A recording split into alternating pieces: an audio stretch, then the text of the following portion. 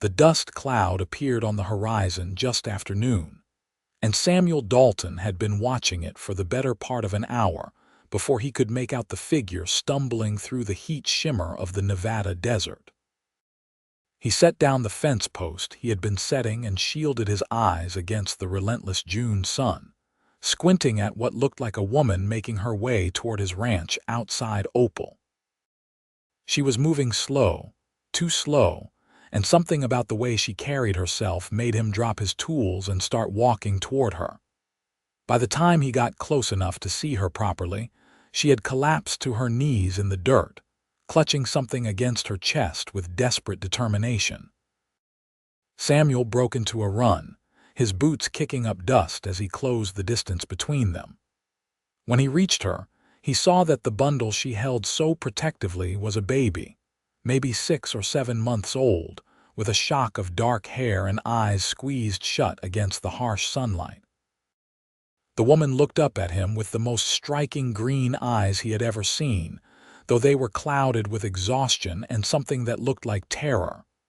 "Please," she whispered, her lips cracked and bleeding from the sun. "Please help him, my brother." Samuel did not hesitate. He reached down and scooped the woman into his arms, careful not to dislodge the baby she held against her chest. She weighed almost nothing, and he could feel her trembling as he carried her toward his ranch house. The building was simple but sturdy, built from timber he had hauled himself when he first settled this piece of land 3 years ago in 1873. It was not much, but it had a good roof and thick walls that kept out the worst of the summer heat. He kicked open the door and carried her inside, laying her gently on his bed. The baby was crying now, a thin, wailing sound that spoke of hunger and thirst. Samuel grabbed his canteen from the table and held it to the woman's lips. "Drink," he said, keeping his voice calm and steady. "Slow now." She drank greedily, water spilling down her chin, and then pushed the canteen away. "My brother," she said again. "He needs water." Samuel nodded and found a clean cloth, dampening it with water from the canteen. He showed her how to let the baby suck on the cloth, watching as the infant latched onto it desperately. The woman's shoulders sagged with relief, and she looked up at Samuel with those remarkable eyes again. "Thank you," she managed. "I thought we were going to die out there." "You are safe now," Samuel said, and meant it. "Both of you. What is your name?" "Jane," she said. "Jane Valdez. This is Tommy." She looked down at the baby with such fierce love that Samuel felt something shift in his chest. "Our parents died 2 weeks ago, cholera. I am all he has." Samuel pulled up a chair and sat down, giving her space but staying close enough to help if needed. "I am Samuel Dalton. This is my ranch. You are welcome to stay as long as you need." Jane's eyes filled with tears and she blinked them back furiously. "I cannot pay you. We have nothing." The people in our town, they were going to send Tommy to an orphanage in California. They said I was too young to care for him, that I needed to find work as a hired girl somewhere, but I could not let them take him. I ran. I have been walking for 3 days. Samuel looked at her more closely now. She could not have been more than 19 or 20, with long dark hair matted with dust, and a face that would have been pretty if it was not so haggard. Her dress was torn and stained, and her feet were wrapped in rags that had once been stockings. The baby, despite everything, looked relatively healthy, which told Samuel everything he needed to know about Jane's priorities during their journey. "You are both home now," Samuel heard himself say, and was surprised by the certainty in his own voice. "I mean it. I have room here and I could use help with the ranch. If you are willing to work, you and Tommy can stay." Jane stared at him as if he had just offered her the moon. "You do not even know us." "I know you walked through the desert to save your brother," Samuel said. "I know you gave him water before you took any yourself. That is enough for me." The tears came then, and Jane could not hold them back. She cried quietly, her whole body shaking with the force of it, while Tommy fussed against her chest. Samuel stood and went to the kitchen, giving her privacy while he prepared something for them to eat. He had beans and salt pork, some bread he had baked 2 days ago, and eggs from his chickens. It was simple fare, but it would put strength back into her. When he returned with a plate of food, Jane had composed herself.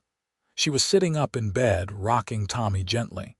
The baby had fallen asleep, his little face peaceful now that his immediate needs had been met. "Eat," Samuel said, handing her the plate. "I will hold him if you want." Jane hesitated, then carefully transferred the baby into Samuel's arms. He had never held an infant before, and the weight of the small body felt impossibly fragile. Tommy stirred but did not wake, and Samuel found himself smiling down at the sleeping child. Jane ate like someone who had not seen food in days, which she probably had not. Samuel watched her out of the corner of his eye while pretending to focus on Tommy. She had good manners despite her hunger, and he noticed that she saved some of the bread, wrapping it carefully in her handkerchief. "For later," she explained, catching his look. "In case." "There will always be food here," Samuel said gently. "You do not need to save it." Jane nodded but kept the bread anyway. Samuel understood. Trust would take time. Over the next few days, Samuel learned more about Jane and her circumstances. She had been raised in a small mining town called Silver Creek, about 80 miles east of Opal. Her father had been a miner, her mother a seamstress. Tommy had been born late in their parents' life, a surprise that had brought joy to the whole family. When cholera swept through Silver Creek that spring, it had taken both parents within days of each other. Jane had tried to keep the house, tried to find work that would let her care for Tommy, but the town had other ideas. Women in Silver Creek either worked in the saloons or as hired help in other people's homes. Neither option allowed for caring for a baby. The local minister and his wife had decided Tommy should be sent to an orphanage, and Jane should be placed as a maid with a family in Carson City. "They meant well," Jane said, as she helped Samuel with the evening meal 4 days after her arrival. She had recovered quickly, the resilience of youth showing through. But they did not understand. "Tommy is not just my brother. He is my family, my responsibility. I could not let them take him." Samuel nodded, stirring the pot of stew on the stove. "You did the right thing." "Did I?" Jane's voice was troubled. "I stole supplies from the general store. I took a horse that was not mine. I left in the middle of the night like a common thief." "You did what you had to do to protect your family," Samuel said firmly. "That is not the same as being a thief." Jane looked at him with something like wonder. "You really believe that?" "I do." Tommy chose that moment to start crying from his makeshift crib in the corner, a wooden crate lined with soft blankets. Jane moved to pick him up, but Samuel got there first. "Let me," he said. "You finish cooking." He had gotten better at holding Tommy over the past few days, though the baby still seemed impossibly small in his large, work-roughened hands. Tommy's cries subsided to whimpers as Samuel walked him around the room, bouncing gently the way Jane had shown him. "You are good with him," Jane said, watching them with a soft expression. "Have you had much experience with babies?" Samuel shook his head. "None at all. I am an only child, and I have been on my own for a long time." "How long have you had this ranch?" 3 years. "I came out here from Missouri after the war. Wanted somewhere quiet, somewhere I could build something of my own." Jane studied him as she stirred the stew. Samuel knew what she was seeing. A man of 28, tall and lean from hard work, with brown hair that always seemed too long and blue eyes that had seen too much. He had a scar along his left jaw from a Confederate saber, and his hands bore the calluses of a working man. He was not handsome, Not in any conventional sense, but he was solid and dependable, which he figured counted for more in this harsh land. "Were you a soldier?" Jane asked. "For a time. I do not talk about it much." "That is fair." She ladled stew into bowls and brought them to the table. "We all have things we would rather leave in the past." They ate in comfortable silence, with Tommy dozing in Samuel's arm. It struck Samuel how natural this felt, sharing a meal with Jane and the baby, as if they had been doing it for years instead of days. His ranch house, which had always seemed adequate for one person, suddenly felt like a home. After dinner, Jane insisted on cleaning up while Samuel took Tommy outside to show him the horses. The baby was awake now and gurgling happily, his dark eyes taking in everything with infant curiosity. "That one is Copper," Samuel said, pointing to his big roan gelding. "And the mare there is Sage. She is gentle. Maybe when you are bigger, you can learn to ride her." Tommy made a happy sound and waved his tiny fists. Samuel found himself laughing, something he had not done much of in recent years. "You like that idea, do you? Well, we will have to see what your sister says. She might have other plans for you." "I think teaching him to ride sounds wonderful," Jane said from behind him. Samuel turned to find her leaning against the fence, watching them with that soft expression again. "You are very kind to us, Samuel. I do not know how I will ever repay you." "There is nothing to repay," Samuel said. "I told you you are home now." Jane's eyes shimmered with emotion. "I am starting to believe you." As weeks turned into a month, Jane settled into life on the ranch with a determination that Samuel found admirable.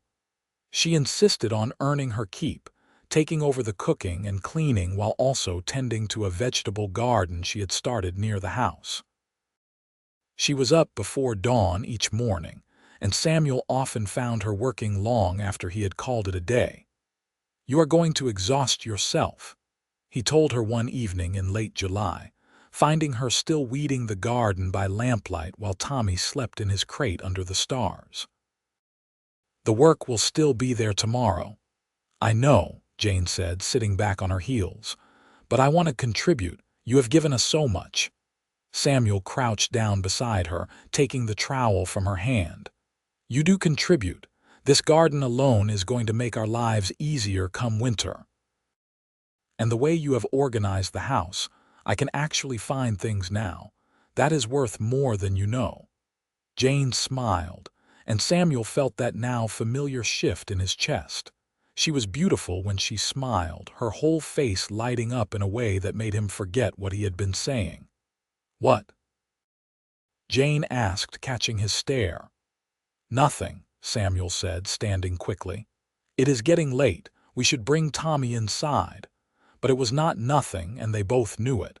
Something was growing between them, something that went beyond gratitude or convenience. Samuel felt it every time their hands accidentally touched passing plates at dinner, every time he heard her singing to Tommy while she worked, every time she laughed at something he said. He had not planned on this. He had settled in Opal precisely because he wanted to be alone, to escape the memories of the war and the complications of his old life in Missouri. He had built this ranch with his own hands, creating a place where he could exist peacefully, without having to answer to anyone or worry about anyone. But now there was Jane, with her fierce determination and gentle heart. And Tommy, who smiled every time Samuel picked him up and had started reaching for him with chubby baby hands. They had woven themselves into his life so completely that Samuel could not imagine the ranch without them. The realization scared him more than he wanted to admit. One Sunday in August, Samuel hitched Copper to the wagon and announced they were going into Opal.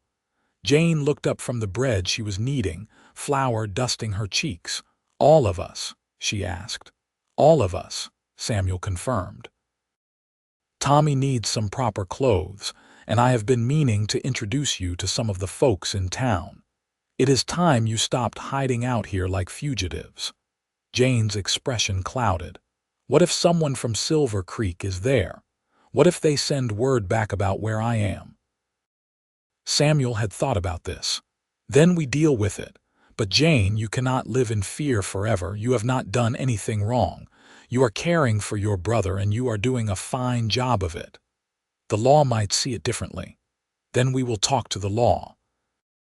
But I do not think it will come to that. Most folks out here understand family loyalty, and if they do not, well, they will have to go through me. The fierce protectiveness in his voice seemed to surprise Jane. She looked at him for a long moment, then nodded slowly. All right. Give me time to change into something presentable. The ride into Opal took about an hour, with Tommy secured in a basket between them on the wagon seat.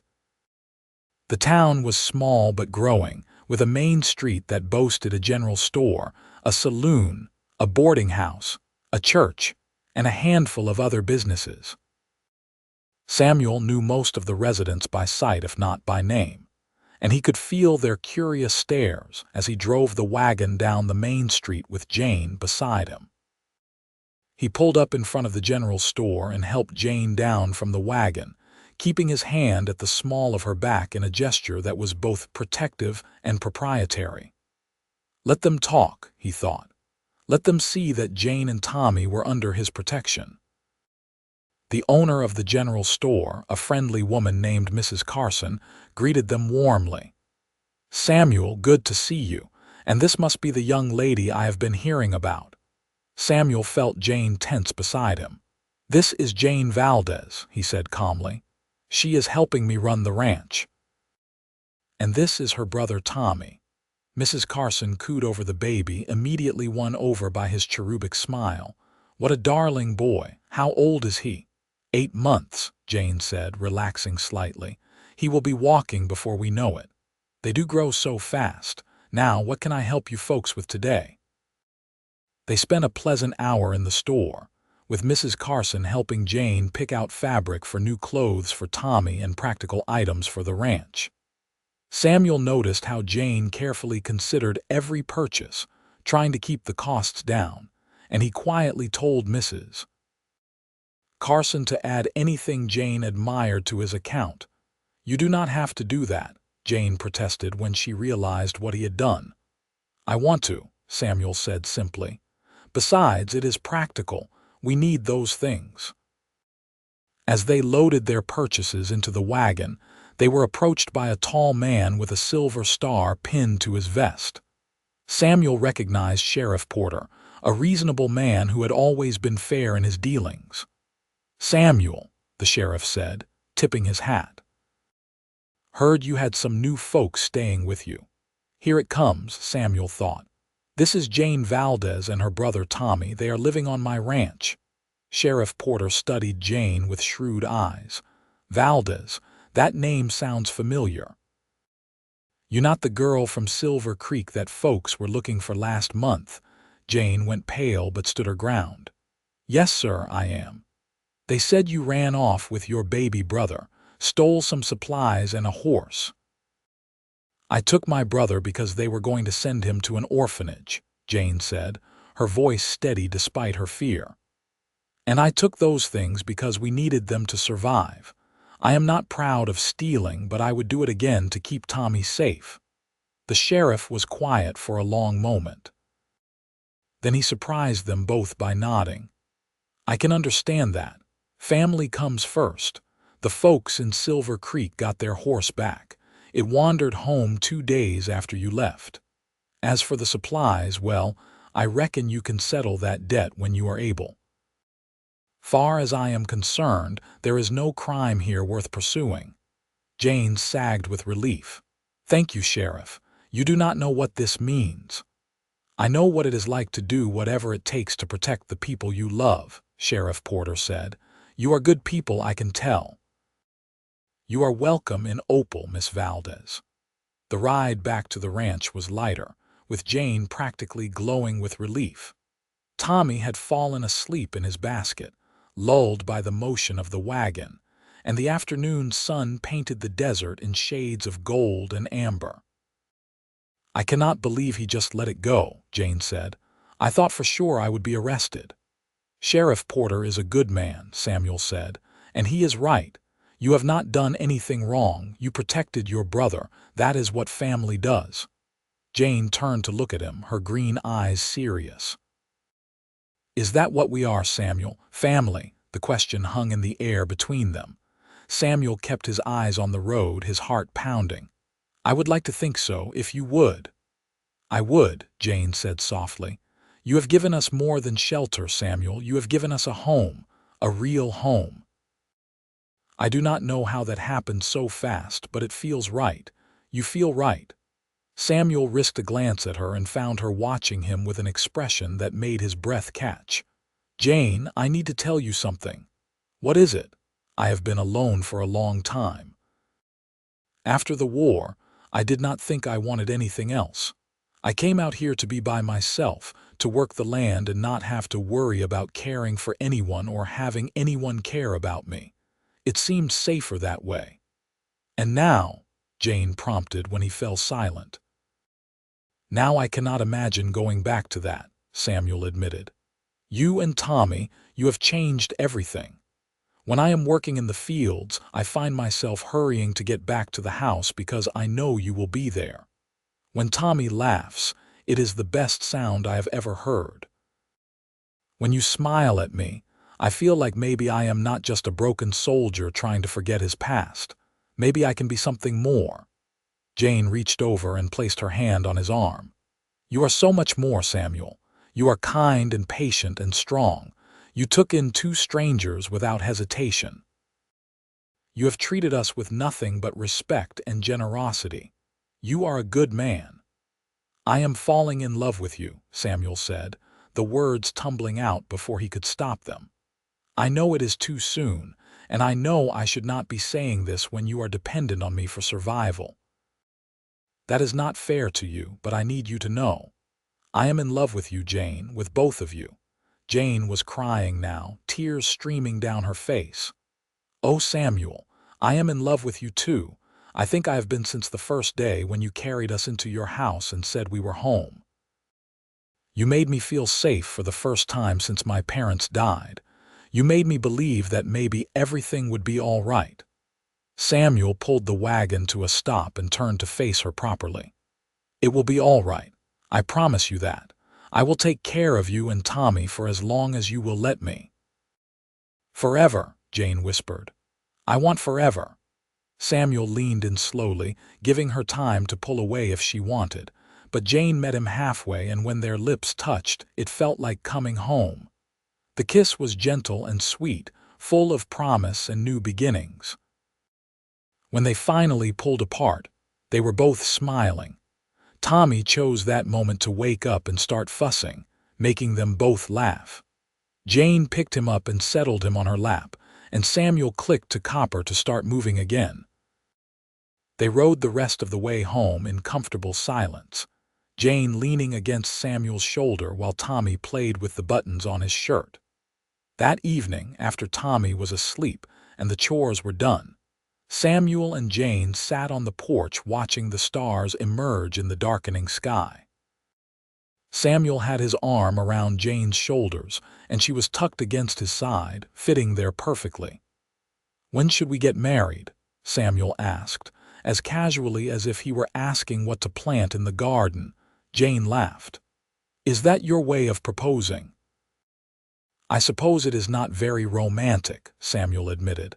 "I am not good at fancy words, but I mean it, Jane. I want to marry you. I want to adopt Tommy legally, make him my son. I want us to be a real family." Jane tilted her face up to look at him. "I do not need fancy words, Samuel. I just need you. And yes, I will marry you, whenever you want. How about next month? That will give us time to do it proper. We can have the ceremony at the church in Opal, invite the neighbors. Mrs. Carson will probably insist on organizing the whole thing." "Next month sounds perfect," Jane agreed. "Though I should warn you, I do not have a wedding dress. We will get you one, the prettiest dress in all of Nevada." Jane laughed again, that bright sound that Samuel had come to cherish. "I do not need the prettiest dress, I just need you there." "I will be there," Samuel promised. "I will always be there." The next few weeks passed in a blur of preparations. True to Samuel's prediction, Mrs. Carson took charge of organizing the wedding, enlisting the help of several other women from town. Jane protested that it was too much fuss, but Samuel could see how pleased she was by the attention and acceptance. Samuel made a trip to Carson City to register his intention to marry and to start the legal process of adopting Tommy. The lawyer he consulted assured him it would be straightforward, especially since Jane was Tommy's biological sister and was consenting to the adoption. "You are doing a good thing," the lawyer told him. "Too many orphans in this world, not enough men willing to step up." Samuel did not see it as stepping up. He saw it as claiming what was already his. Tommy had been his son in every way that mattered from the moment Jane had arrived at his ranch. The legal documents were just a formality. The wedding took place on a crisp Saturday morning in early September. The church was small but packed with people, many of whom Samuel barely knew. It seemed the whole town had turned out to witness the ceremony. Jane walked down the aisle in a simple cream-colored dress that Mrs. Carson and the other ladies had sewn for her. She carried a bouquet of wildflowers, and her hair was loose around her shoulders. Samuel thought she was the most beautiful thing he had ever seen. Tommy, dressed in a little suit that Mrs. Carson had made, was held by one of the neighbor women during the ceremony. He was remarkably well behaved, watching the proceedings with solemn dark eyes. The reverend kept the service simple, focusing on love and commitment and the building of a family. When it came time for the vows, Samuel spoke as clearly and firmly, meaning every word. Jane's voice trembled slightly, but she never looked away from his eyes. "I now pronounce you man and wife," the reverend said. "You may kiss your bride." Samuel cupped Jane's face in his hands and kissed her gently, aware of their audience but not caring. This woman was his wife now, legally and spiritually. Tommy was his son. They were a family. The reception was held at the boarding house, with tables laden with food that the townswomen had prepared. There was music and dancing, and Samuel found himself laughing more than he had in years. Jane was glowing, her face flushed with happiness as she was passed from one dance partner to another. When Samuel finally claimed her for a waltz, he pulled her close and whispered in her ear. "Having fun, Mrs. Dalton." "Mrs. Dalton," Jane repeated, testing out the name. "I like the sound of that." "So do I. Are you happy?" "Happier than I ever thought I could be," Jane said honestly. "A few months ago, I thought my life was over. I was terrified and alone, and I did not know how I was going to survive, let alone take care of Tommy. Now I have a husband who loves me, a home, friends. It feels like a dream." "It is not a dream," Samuel assured her. "This is real. We are real." They danced until the sun began to set, and then Samuel collected his wife and son and took them home. The ranch house had been decorated with flowers and ribbons by some of the ladies, and someone had left a basket of food on the porch. "People are very kind," Jane said, touched by the gestures. "They like you," Samuel said.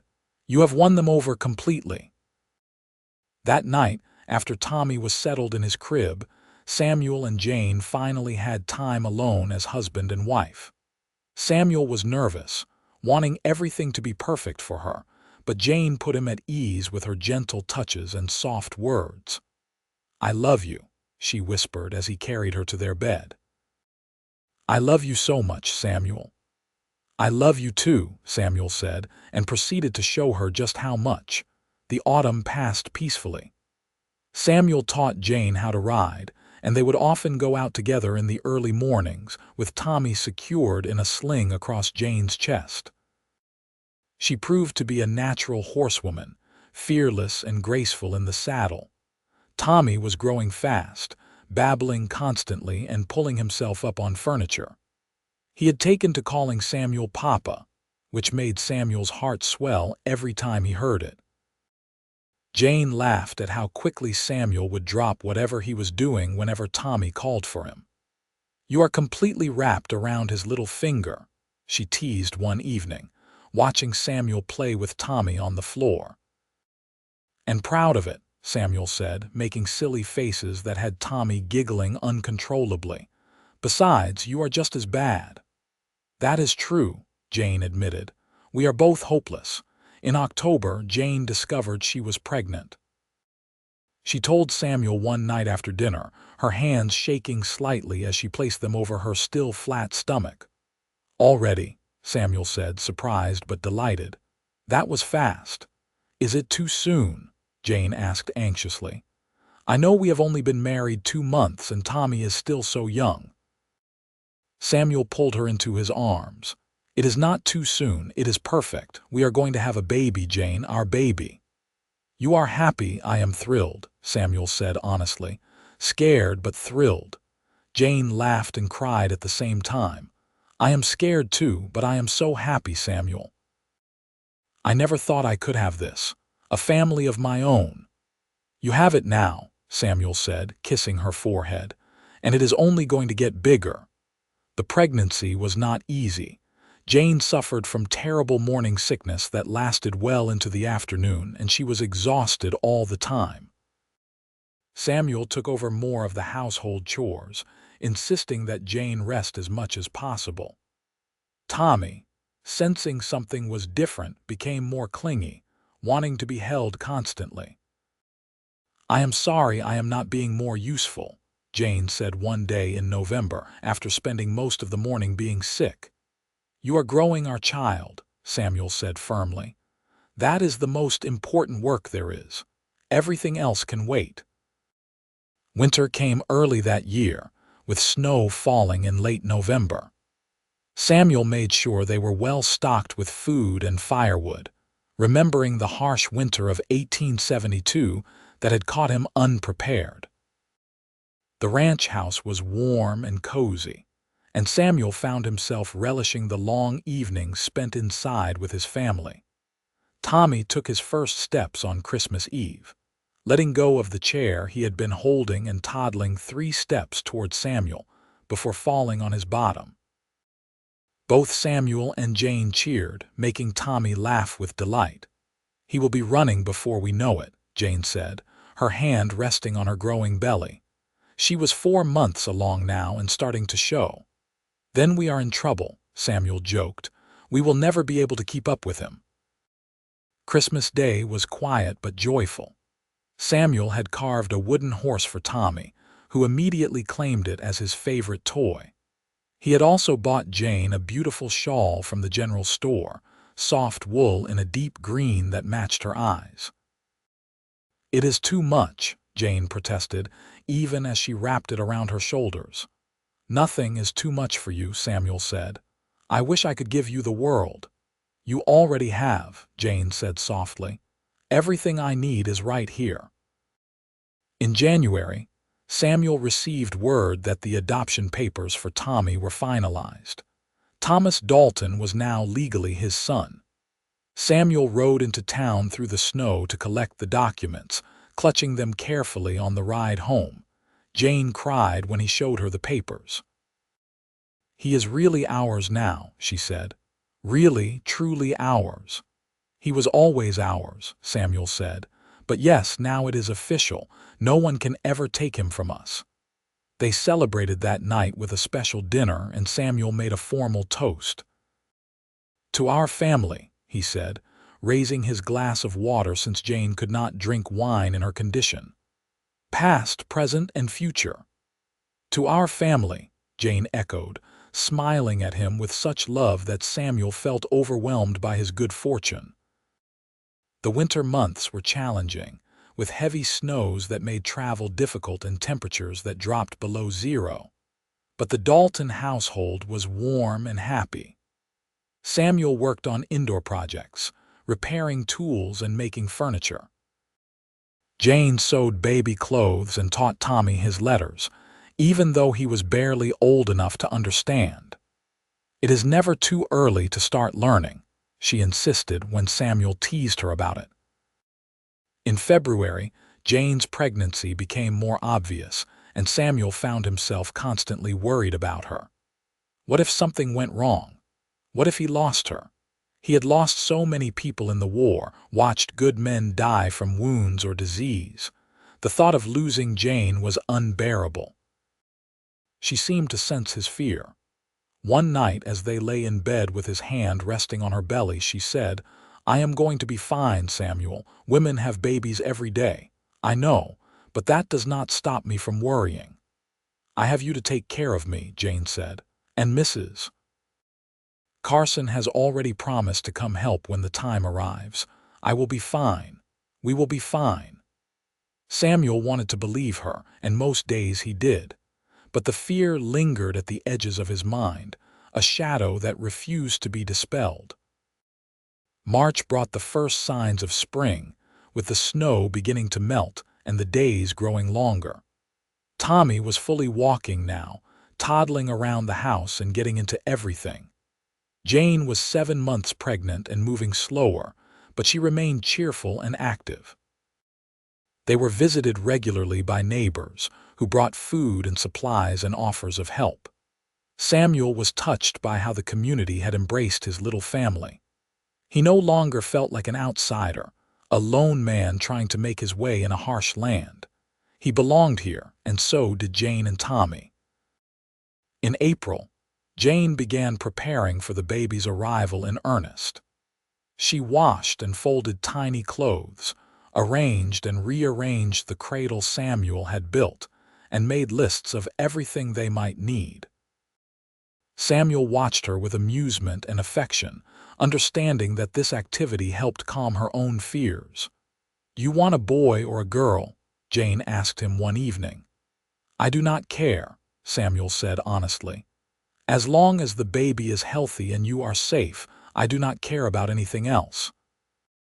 "I think it is a boy," Jane said, patting her belly. "He kicks just like Tommy did." "Then we will have 2 sons," Samuel said. "Though we should probably think about names." They spent the evening discussing possibilities, finally settling on Simon for a boy and Julia for a girl. Samuel liked that both names had meaning to them. Simon had been his grandfather's name, and Julia had been Jane's mother's name. The baby arrived on a warm day in early May, 3 weeks ahead of schedule. Jane's labor started in the morning, and Samuel immediately sent for Mrs. Carson and the midwife. He spent the day in a state of barely controlled panic, trying to keep Tommy entertained and out of the way while listening to Jane's cries from the bedroom. "This is normal," Mrs. Carson assured him during one of her trips to get more water. "She is doing wonderfully." It should not be much longer. It felt like an eternity to Samuel, but finally, in the late afternoon, he heard the thin cry of a newborn. He waited, hardly breathing, until Mrs. Carson emerged with a smile. "You have a daughter," she said. "A beautiful, healthy daughter, and Jane is fine." "She is tired, but she is fine." Samuel sagged with relief, and then he was moving, pushing past Mrs. Carson to get to the bedroom. Jane was propped up against the pillows, her hair damp with sweat, and her face exhausted but glowing. In her arms was a tiny bundle wrapped in a blanket. "Come meet your daughter," Jane said softly. Samuel approached slowly, almost reverently. The baby was impossibly small, with a shock of dark hair like Tommy and a red, scrunched face. Her eyes were closed and her tiny fist was pressed against her cheek. "Julia," Samuel said, and his voice broke on the name. "Hello, Julia, I am your papa." The baby's eyes opened at the sound of his voice, dark and unfocused. Samuel felt tears streaming down his face, but he did not bother to wipe them away. "She is perfect," he said to Jane. "You are perfect." Thank you for this." Jane smiled tiredly. "We made her together, our daughter." Tommy, who had been brought in by Mrs. Carson, toddled over to the bed and tried to climb up. Samuel lifted him carefully, letting the little boy see his new sister. "Baby," Tommy said solemnly, reaching out a finger to touch Julia's cheek. My baby. Yes, Jane said. Your baby sister. You are going to be the best big brother, are you not? Tommy nodded seriously, and then demanded to be put down so he could continue exploring. Samuel laughed through his tears and settled beside Jane on the bed, careful not to jostle her. How are you really feeling? He asked quietly. Sore and tired, Jane admitted. But happy, so happy, Samuel. Look at what we have. 2 beautiful children in each other. A year ago I was alone and terrified. Now I have everything. We both do, Samuel said. You saved me just as much as I saved you, Jane. Maybe more. They sat together, watching Julia sleep while Mrs. Carson cleaned up and Tommy played with his toys. Samuel thought about how much his life had changed since that day last June when he had seen a dust cloud on the horizon. He had been lonely then, though he had not admitted it even to himself. He had been existing but not truly living. Jane and Tommy had changed all that. They had brought love and laughter and purpose into his life. And now Julia was here, another blessing he had not known he was waiting for. The next few weeks were challenging as they adjusted to life with a newborn. Julia was a good baby, but she still needed to be fed every few hours, and Jane was recovering from the birth. Samuel took on even more responsibilities, caring for Tommy and the ranch and the house while Jane focused on the baby.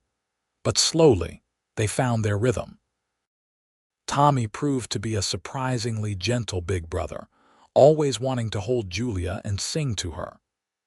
Jane regained her strength, and soon she was back to her usual efficient self, managing the household with one hand while nursing Julia with the other.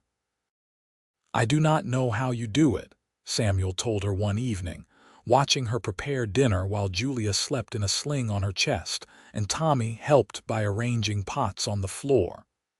I have a good partner, Jane said simply. I could not do any of this without you, Samuel. We are a team, Samuel agreed. I like that. Summer arrived in full force with hot days and warm nights. Samuel hired a hand to help with the ranch work, a young man named Peter who was trying to earn enough money to buy his own land. With the extra help, Samuel was able to spend more time with his family, and he cherished every moment. They celebrated Julia's baptism in July, with half the town attending the ceremony. Julia slept through the whole thing, peaceful and content in her mother's arms. Tommy, now 2 years old, was more interested in the refreshments than the religious ceremony, but he behaved reasonably well. You have a beautiful family, Sheriff Porter told Samuel after the service. You are a lucky man. I know, Samuel said, watching Jane chat with the other women while Julia slept and Tommy chased another child around the churchyard. Believe me, I know. As autumn approached again, Samuel reflected on how much had changed in just over a year. His ranch had gone from a lonely outpost to a thriving home. His house, once silent except for his own movements, now rang with laughter and crying and the sounds of children playing. His heart, which he had thought was permanently closed off, had opened wide enough to encompass this woman and these children. One evening in September, as they sat on the porch watching the sunset, Jane leaned against Samuel's shoulder and sighed contentedly. What are you thinking about? Samuel asked. How grateful I am, Jane said. When I arrived here, clutching Tommy and half dead from the desert, I was hoping for shelter and safety. I never imagined I would find love. I never imagined I would find home. I was thinking the same thing, Samuel admitted. This past year has been the best of my life.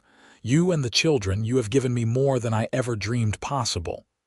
You think we will have more children? Jane asked. Samuel smiled. I certainly hope so. I would like a big family if you want that too. I do, Jane said.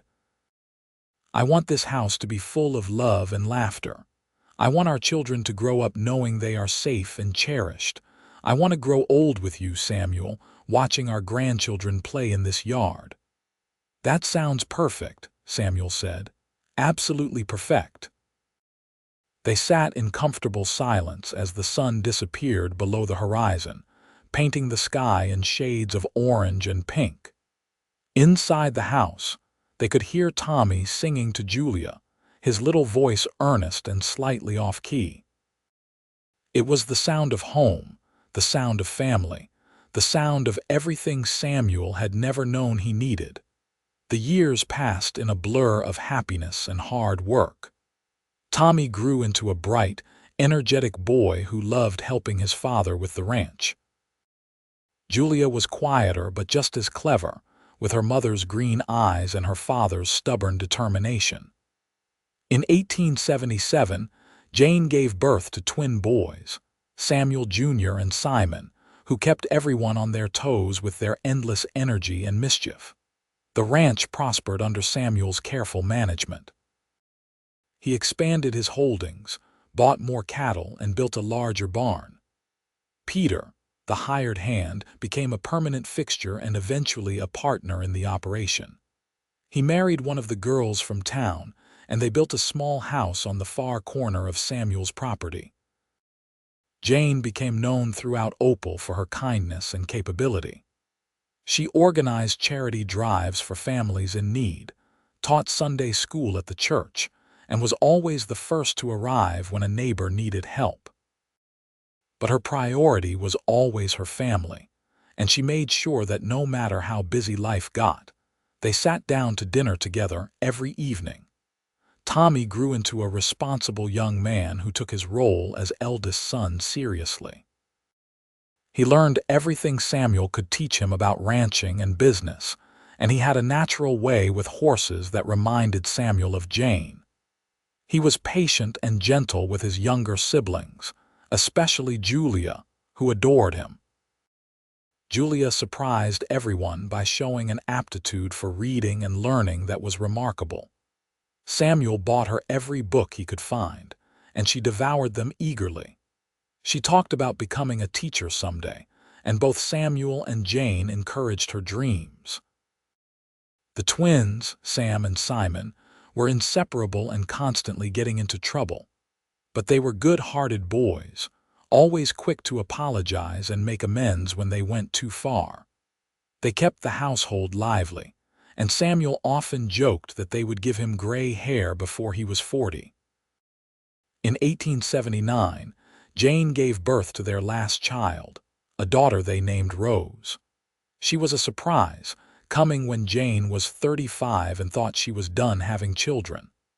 But she was a welcome surprise, a sweet-tempered baby who seemed to bring joy to everyone who met her. "5 children," Samuel said one night, holding baby Rose while the other children slept. "I cannot believe we have 5 children." "And every one of them a blessing," Jane said, settling beside him on the couch. At 35, she was more beautiful than ever to Samuel, with laugh lines around her eyes and silver threads in her dark hair. "Are you happy, Samuel?" "Happier than I have any right to be," Samuel said honestly. "Sometimes I think about that day when you arrived, and I wonder what would have happened if I had been working in a different part of the ranch, if I had not seen you, if I had not been there." "But you were there," Jane said firmly. "You were exactly where you needed to be, and so was I." "That is what I believe. We were meant to find each other." "I believe that too," Samuel said, leaning over to kiss her gently. "You and the children, you are my whole world, and you are ours," Jane said. "Never doubt that, Samuel. You are the best husband and father anyone could ask for." Rose stirred in Samuel's arms, making a soft sound, and then settled back to sleep. Samuel marveled at how tiny she was, how perfect. He thought about Tommy, who was now 11 and almost too big to pick up. He thought about Julia at 9, already showing signs of the beauty and intelligence she would carry into adulthood. He thought about the twins at 7, wild and wonderful and full of life. "We have built something good here," he said to Jane. "Something that will last." "We have," Jane agreed. And it all started with you. With your kindness and your open heart. You saved us, Samuel. You gave us home." "You gave me home too," Samuel said. "Before you, this was just a place I lived. You made it home. You and Tommy from that very first day." They sat together in the quiet house, holding their youngest child while their other children slept safely in their beds.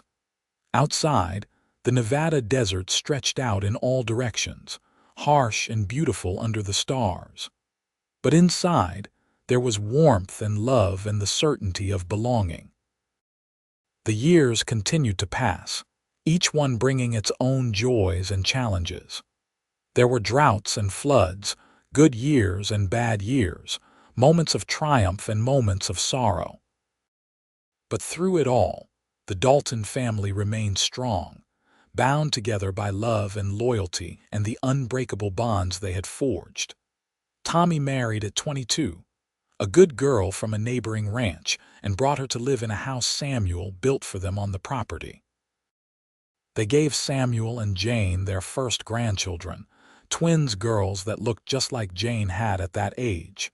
Julia did become a teacher, opening a school in Opal and earning the respect of the entire community. She married at 25, a lawyer from Carson City who appreciated her intelligence and supported her dreams. The twins took over more and more of the ranch operations as Samuel aged, working in perfect harmony despite their different personalities. They both married within a year of each other, and soon there were more grandchildren running around the property. Rose, the baby of the family, inherited her mother's compassionate heart and her father's practical nature. She worked alongside Jane in charitable efforts, helping families in need throughout the county. Samuel and Jane grew old together, their love deepening with each passing year.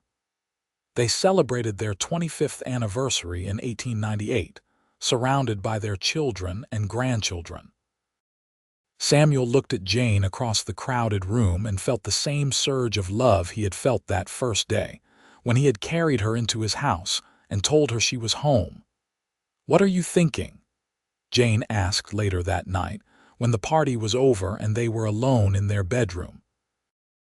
"I was thinking about how lucky I am," Samuel said. "How blessed. I could have lived my whole life alone on this ranch and never known what I was missing. But you came, Jane. You and Tommy came and everything changed." Jane's eyes filled with tears. "You were my miracle, Samuel. When I was stumbling through that desert, I had almost given up hope.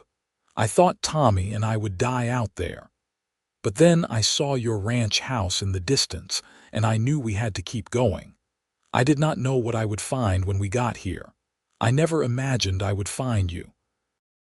"You found home," Samuel said. "We both did." "Yes," Jane agreed. "We found home." They stood together at the window, looking out at the ranch that had become so much more than just land and buildings. It was their legacy, the place where their children had grown and their grandchildren would play. It was the home they had built together, stone by stone, day by day, year by year.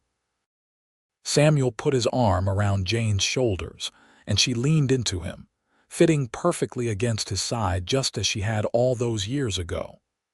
Outside, the Nevada moon hung huge and bright in the sky, casting silver light over the desert. Somewhere in the distance, a coyote called and another answered. But inside the Dalton ranch house, all was warm and peaceful.